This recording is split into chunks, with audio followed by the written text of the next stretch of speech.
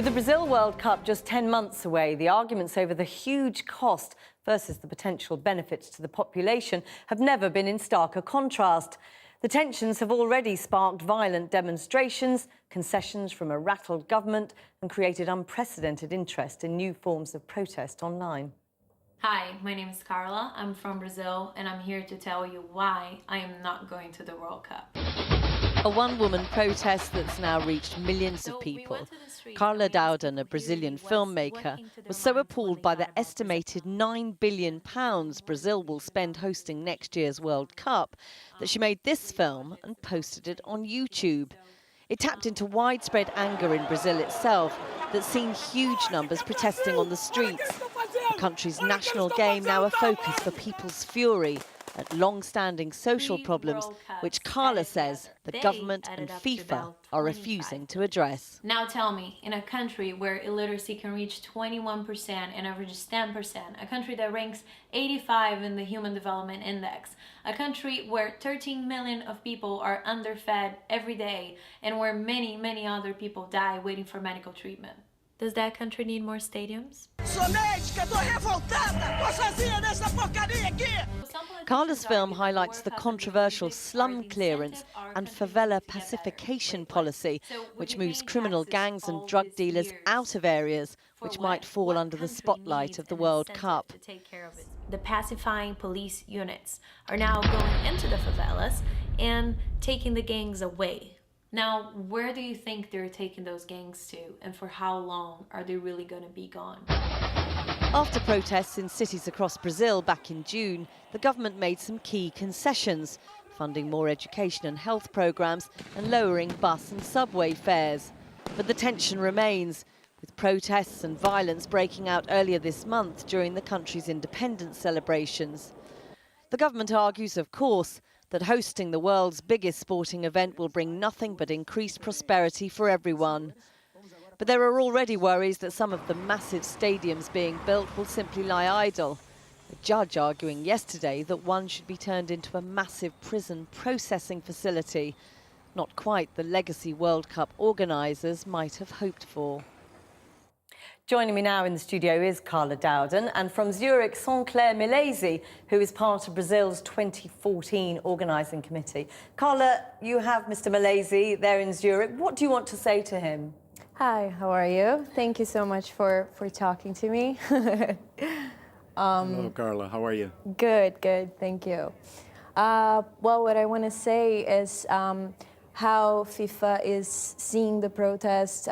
What are they thinking about doing to make the process as good as it can be, and to attend to the requests of the population in Brazil? Well, thanks for the question, Carla. It's a pleasure to be here. Thanks for the invitation, Channel 4. Actually, the FIFA, the LOC, which I represent, the local organizing committee, we value and cherish the free speech, the freedom of speech, and the right to demonstrate.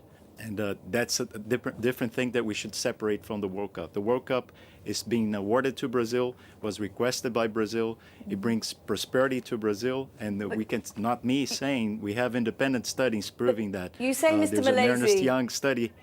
I'm sorry to interrupt you, but you say that we should be separating out the demonstrations and the right to peaceful protest from the World Cup. They're separate issues, but Carla and many others within Brazil feel they're very much the same issue, that the money being spent on the World Cup would be better spent in improving the lives of ordinary Brazilians.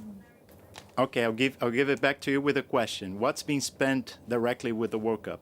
The number Carla mentioned on her video, for example, the 30 billion, it's not something that's being spent by FIFA and taken away on its back to Zurich or back to Russia.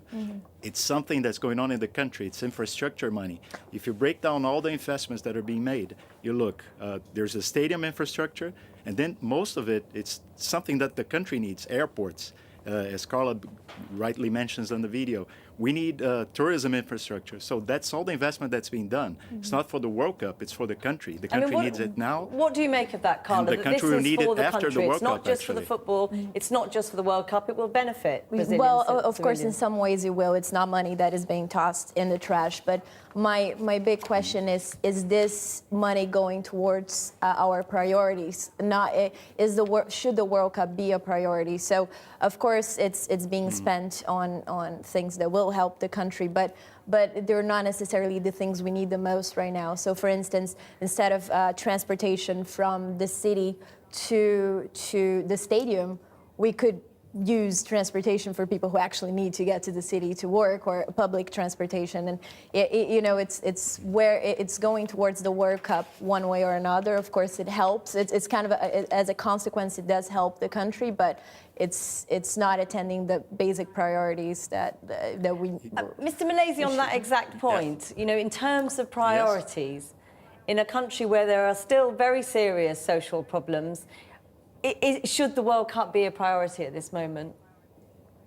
Well, the World Cup is there. It's a reality. So we should. This is something to be discussed way back. So the World Cup is a reality. So it should be a priority. Because take the German example, take the South African example. So what they've done with the World Cup, not only in terms of infrastructure development for South Africa, but also for Brazil, what we can do abroad, the use of the image, the repositioning of Brazil as a country. A lot of people think of Brazil as Rio only. Brazil is much more than that. Brazil has 12 great host cities that people will be able to see during the World Cup. That's money and the legacy, the intangible legacy. There will be many people. We can't discuss it now. There will be many people in countries.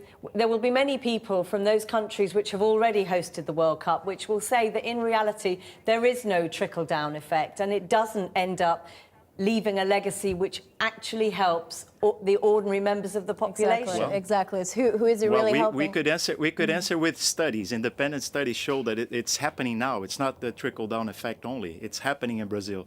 You have people that, for example, the stadium development that a lot of people say we don't need stadium. We do need stadiums. It's a country of football as well. We can go back to the question of education and health. Of course, we need that as a country. Really I'm speaking as a Brazilian because I pay taxes. Sorry, I pay taxes in Brazil. I'm a Brazilian, as does Carla and I'm the interested millions in who my are country. protesting. Yeah, and I mean, why do we need stadiums and not better schools? I don't agree that Mr. we Malaysia, absolutely. Carla, I'm really sorry. These are We're going to have to end two it different there. things. Thank you very much for joining us. Thank you.